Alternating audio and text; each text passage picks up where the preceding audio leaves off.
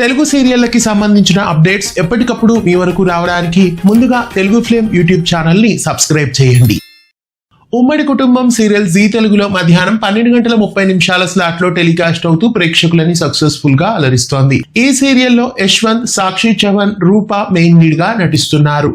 ఇంకా ఈ సీరియల్లో విజయ్ కరణ్, సుష్మిత ఇలా ఎంతో మంది సుపరిచిత తారలు నటిస్తున్నారు.